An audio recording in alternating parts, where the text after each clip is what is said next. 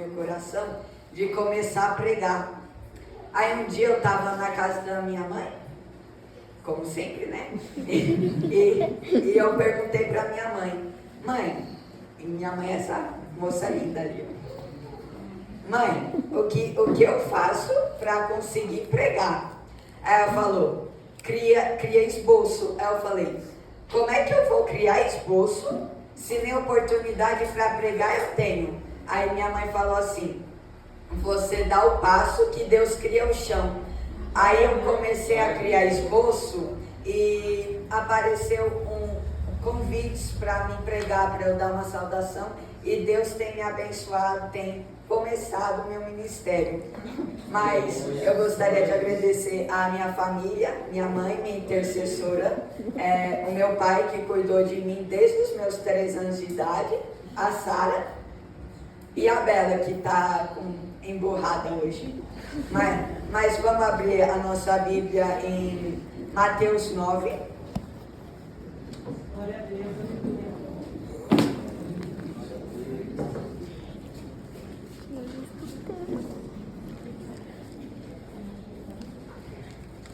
Vamos começar do 9. Eu falo 9, vocês falam 10 e assim por diante até o 13. Quem achou, diga amém. Amém. E Jesus, passando adiante dali, viu assentado na alfândega um homem chamado Mateus e disse-lhe, segue-me. E ele, levantando-se, o seguiu. E aconteceu que, estando ele em casa, sentado à mesa, chegaram muitos publicanos e pecadores e sentaram-se juntamente com Jesus e seus discípulos. E os fariseus, vendo isso, disseram aos seus discípulos, por que come o vosso mestre com os publicanos e pecadores? Jesus, porém, ouvindo, disse-lhes, não necessitam de médicos sãos, mas sim os doentes. Ide, porém, e aprendei o que significa. Misericórdia quero, e não sacrifício. Porque eu não vim chamar os justos, mas os pecadores ao arrependimento. Um pouco que a gente pode tirar dessa palavra, irmãos, é que... irmãos, pode se sentar. Ainda bem que o pastor Eudes avisou, senão vocês iam ficar aqui. Então, eu vou falar aqui alguns temas que a gente pode tirar, e um deles é não dar desculpinha para seguir a Jesus, porque a gente percebe que Jesus só falou assim, segue-me, e Mateus levantando-se o seguiu. Mateus, ele estava sentado na alfândega, e mesmo assim ele não falou, deixa eu cumprir meu horário, deixa eu acabar o que eu estou fazendo. Não, Mateus largou tudo que tinha e foi. E aleluia. A gente tem que ser assim, se Jesus nos chama, a gente tem que ir sem dar desculpa, porque Abraão, em Gênesis 22, Deus chama Abraão para sair da terra dele, se eu não me engano. Só que Abraão também, ele não hesitou, ele falou que iria. Porque se Deus ordena que a gente vai, a gente não precisa ficar se preocupando com o que vai acontecer. Porque Deus é o que promete e não falha. Então a gente não pode ficar se preocupando com o que as pessoas falam de nós. Porque, quer dizer, não é Gênesis 22, é 12. Isso, 12. Então, a gente não pode ficar se preocupando com o que o mundo pensa da gente, mas sim do que Deus pensa de nós. Porque o mundo é falho e tem muitos pensamentos errados sobre nós. Por isso que a gente não pode ficar pensando. E Mateus, ele estava sentado na mesa com Jesus e os fariseus perguntam, por que come o mestre com publicanos e pecadores? Então, mas Mateus, ele não ligou para isso. Por quê? porque em Mateus 10 já fala aqui que ele virou um apóstolo de Jesus. Porque vai ter muita gente querendo olhar para o nosso passado. Porque não importa o que a gente fez de errado lá no passado, o que importa é o que a gente é agora. Tanto que Mateus se chamava Levi, só que quando ele estava com Jesus, seu nome virou Mateus, porque quando Jesus nos chama, ele transforma a nossa vida. Não dá para ficar sendo o mesmo com Jesus. Se você aceitou Jesus e está sendo o mesmo, quer dizer que você não aceitou Jesus no seu coração. Por exemplo, eu tinha aceitado Jesus, só que na minha escola eu era um mau exemplo. Só que aí Jesus me tirou daquela escola, graças a Deus, me mandou para outra casa. E eu comecei a melhorar, porque a mudança, ela pode ser até demorada, mas é uma mudança. Não vai ser da noite para o dia. A gente vai melhorando de diante em diante, é assim que fala, né? E a gente precisa ter sensibilidade espiritual para ouvir Deus chamar. Glória a Deus. Porque Jesus chamou Mateus num lugar improvável. Quem ia imaginar que Jesus ia chamar Mateus numa alfândega? Muitas das vezes a gente pode pensar que vai chamar na igreja ou em qualquer outro lugar, mas Jesus chama em lugar imprevisível. Por isso que a gente tem que estar atento, porque não vai ser só na igreja que Deus vai falar com a gente. Não vai ser só com o profeta que Deus vai falar com a gente. A própria Bíblia é a boca de Deus para a gente. A gente tem que estar atento ao que Deus fala para nós. Se Deus fala que não, vai ser não. Se Deus fala que sim, vai ser sim. E Jesus pega desprevenido. E fala que Paulo estava perseguindo os cristãos, no caminho para Damasco. Só que em Atos 9, quando Paulo se converte, vai dizer, Atos 9,15, disse-lhe, porém, o Senhor, vai, porque este é para mim um vaso escolhido, para levar o meu nome diante dos gentios, dos reis e dos filhos de Israel. Até o pecador é importante para Deus, tanto que Jesus aparece para Paulo na estrada para Damasco e Deus fala que ele é um vaso escolhido. Todos nós somos vasos escolhidos. Aleluia, Jesus.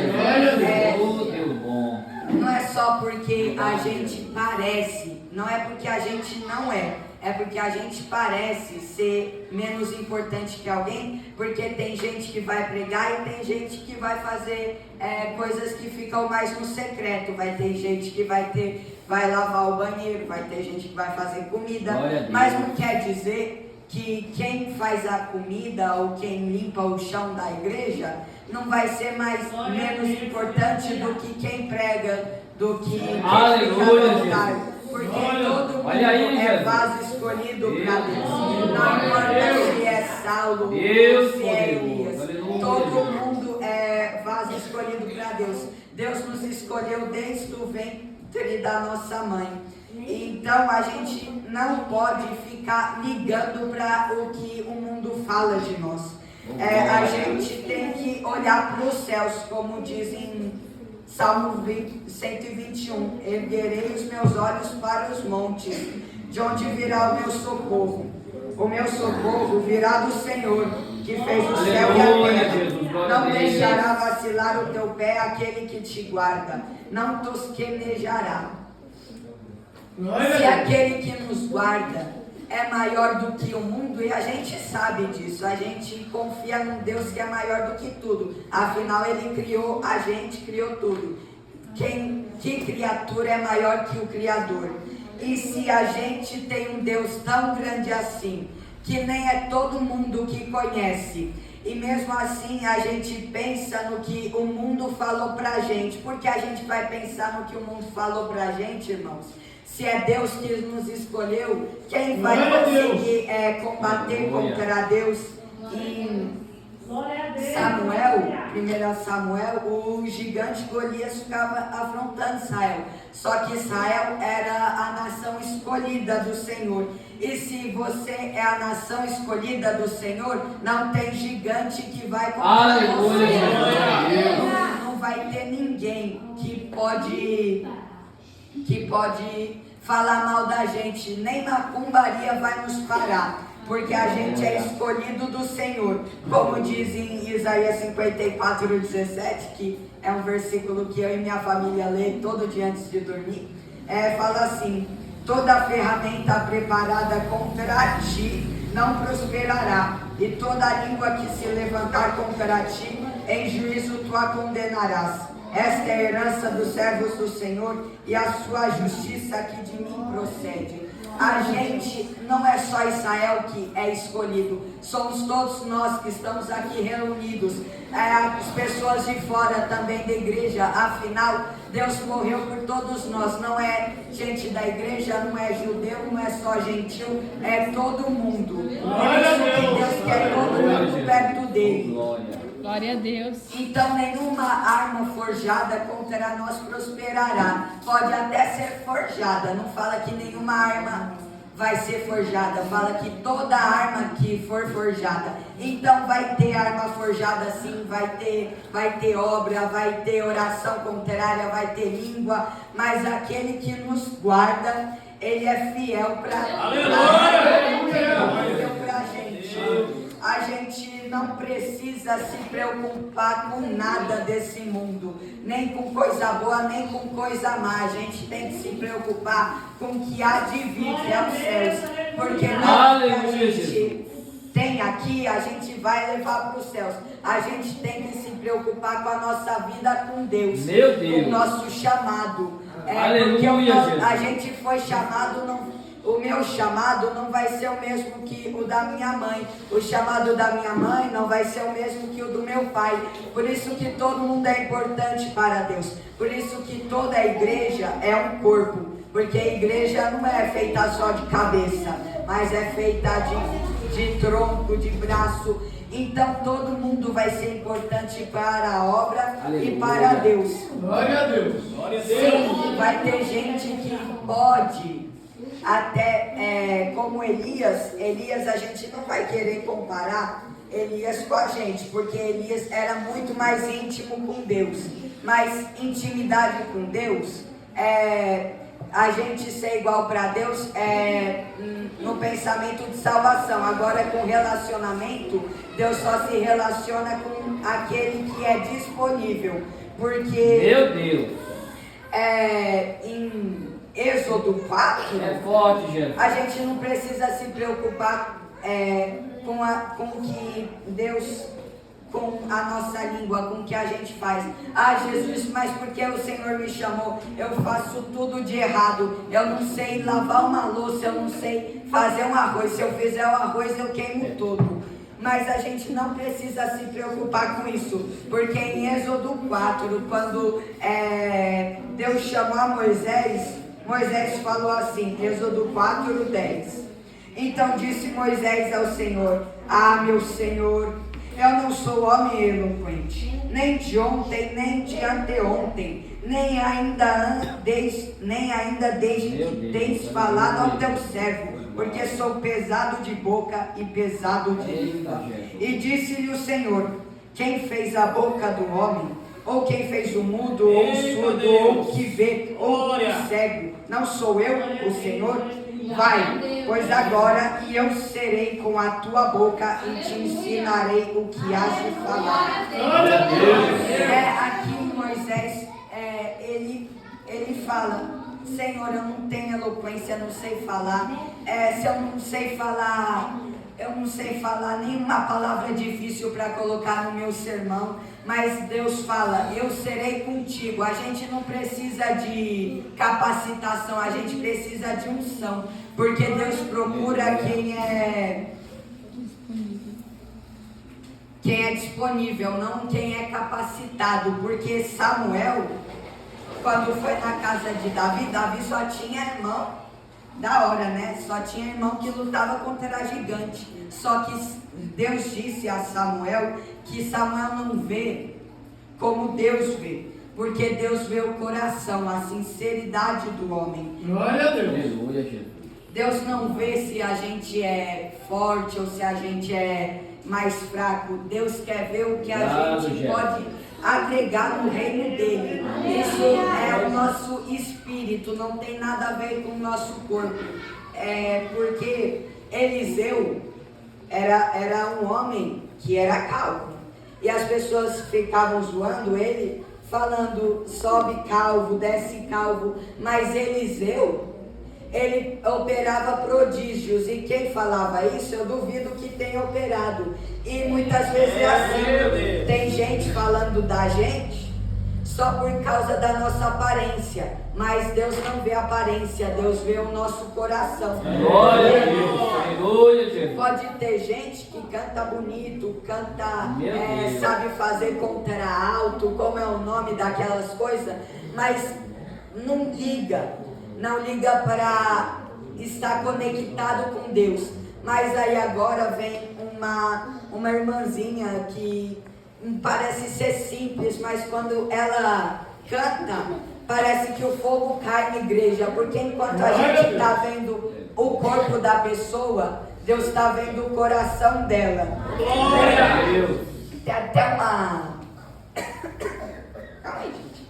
Tem até uma parábola que eu ouvi contar. Isso não fala na Bíblia, mas fala de Deus.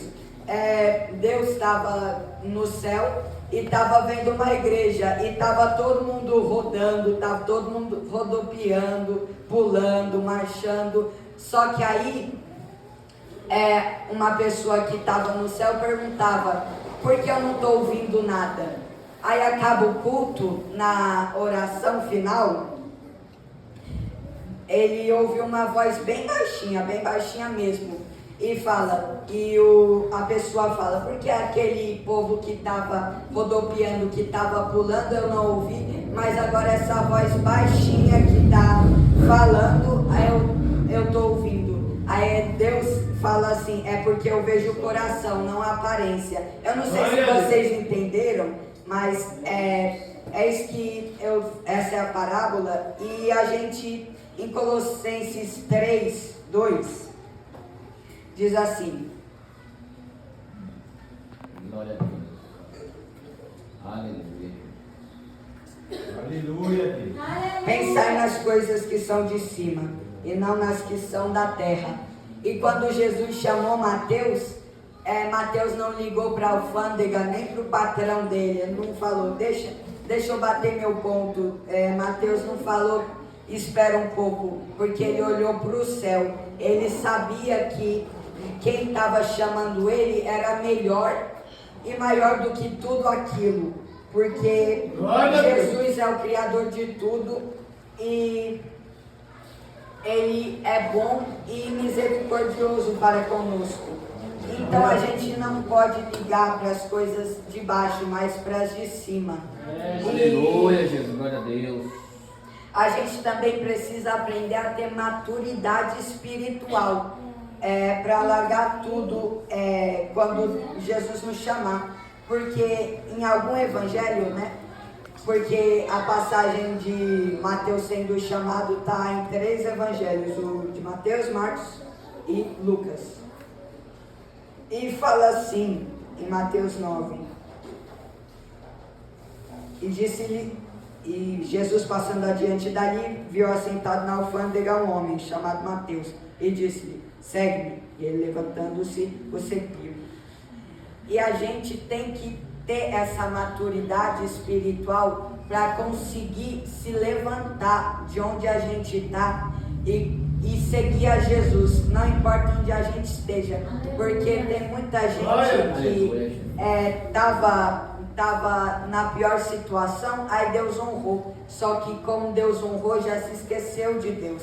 E a gente não pode ser assim. A gente tem que buscar Deus incessantemente, dia e noite. Aleluia. Porque Glória. é para a gente aprender que nada é para nossa glória, e sim para a glória de Deus. Glória a Deus. E a gente não tem que ficar fugindo de chamado. Glória a Deus. Jonas tentou fugir do chamado de Deus para avisar que Nínive seria destruída. Só que ele tentou fugir, foi para Jope, né? Jope.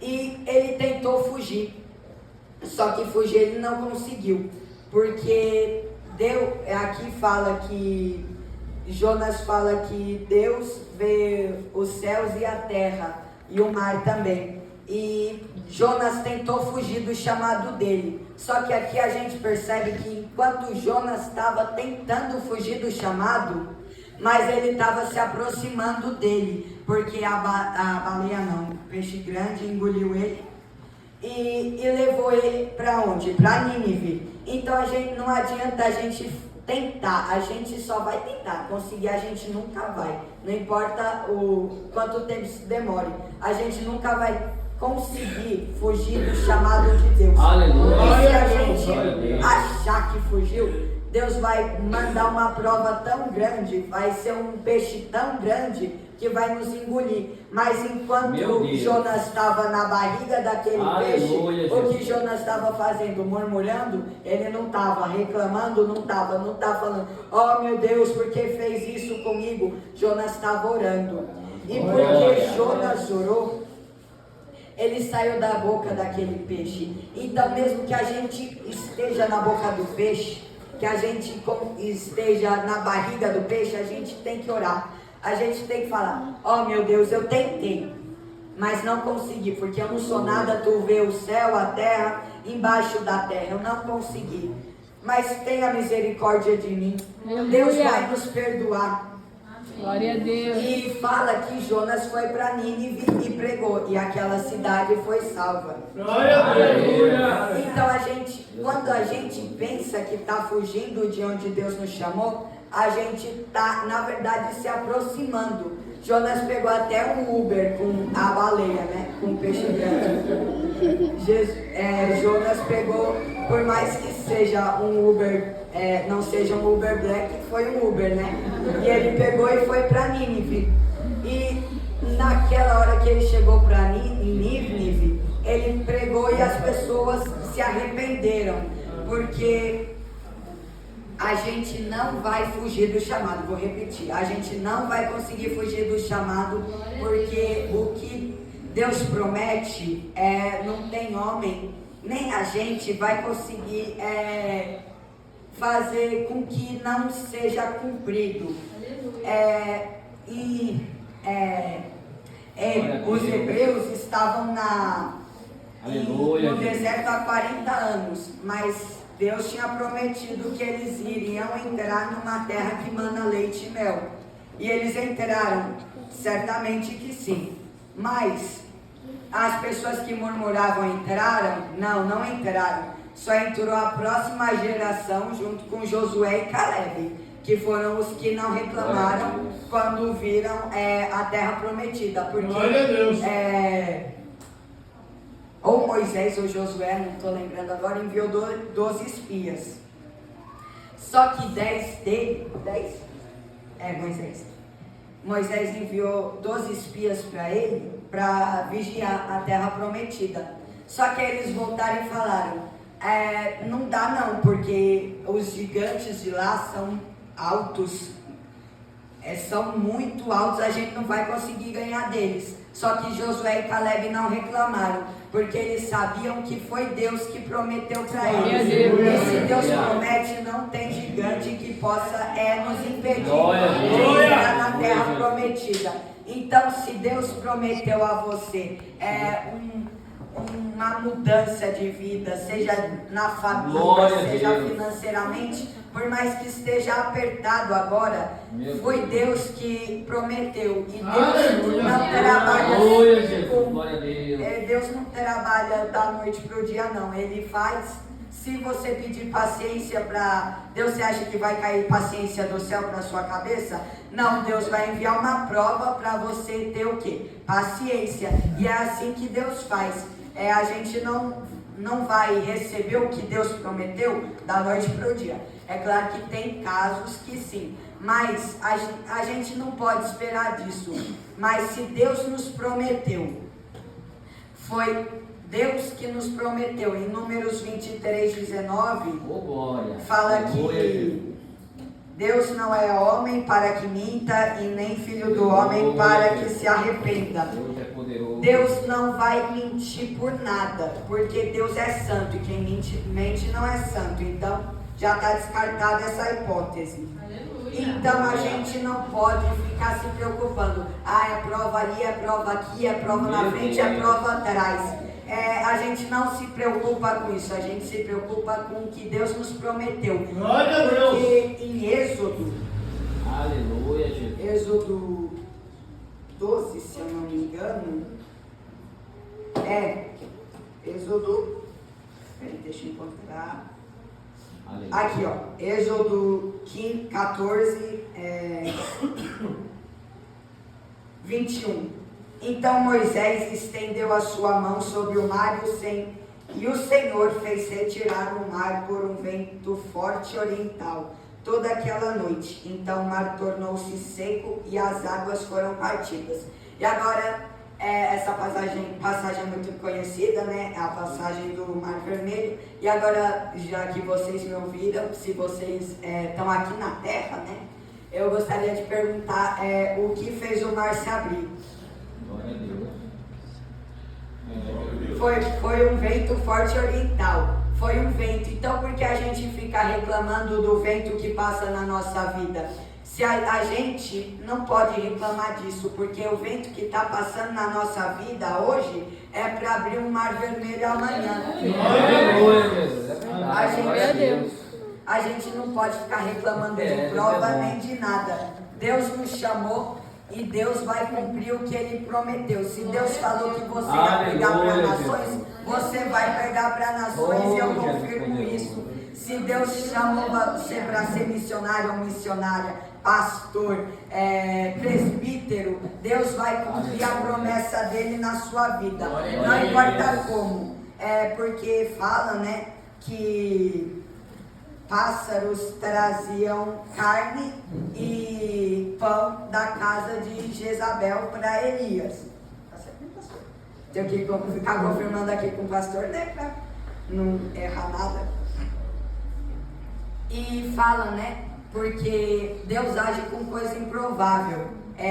Já que eu falei de Uber, de Jonas, agora foi o iFood dos pássaros, né? E Deus trouxe o pão e a carne da casa de quem mais perseguia Elias, que era Acabe e Jezabel. Então aquele que nos persegue, aquele que fala mal de nós, um dia ele vai ver que Deus é na nossa vida. Porque Deus nos prometeu, vou falar de novo, Deus nos prometeu e a gente tem que seguir confiante. Porque Deus não é homem para que minta e nem filho do homem para que se arrependa.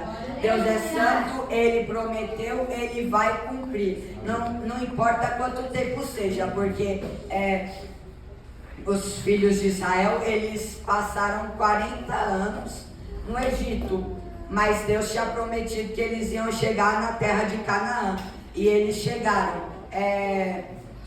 Jesus prometeu que o fogo desceria do alto em Jerusalém, demorou 10 dias, mas chegou, e não importa se é 40 anos, 10 dias, um mês, uma semana, uma hora, Deus vai cumprir em nossas vidas. Aquele que prometeu é fiel. E outra coisa que eu gostaria de falar aqui é que Mateus estava sentado numa alfândega. Só que aí a gente vai um pouco mais para frente do texto, nos versículos, e fala que ele estava sentado numa mesa com Jesus. Então Jesus quer mudar a mesa que você está sentado. Aleluia. Porque a mesa ainda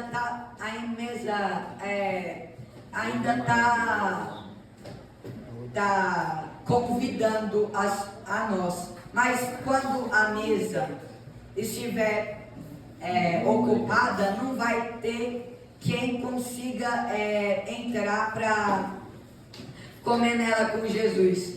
Então a gente tem que ser rápido. Jesus quer nos trocar de mesa. Ele quer nos tirar de uma cadeira de alfândega para nos deixar junto com Ele. Porque é assim que Deus faz. Deus tira um negócio da gente para a gente ver que a gente tem que se aproximar de Deus. Saul foi procurar as jumentas do pai. Por quê? Porque Deus tirou. Só que Saul não sabia. Saul não sabia que Samuel ia consagrar ele como rei. Então é assim, Deus tira algo da gente para depois ele colocar de volta, nos dar de volta. Porque às vezes a gente está com a jumenta e a gente não liga para Deus. Só que aí quando a gente perde a jumenta, a gente vai começar a procurar. Tipo se você tem um peixe no aquário e ele pula para fora.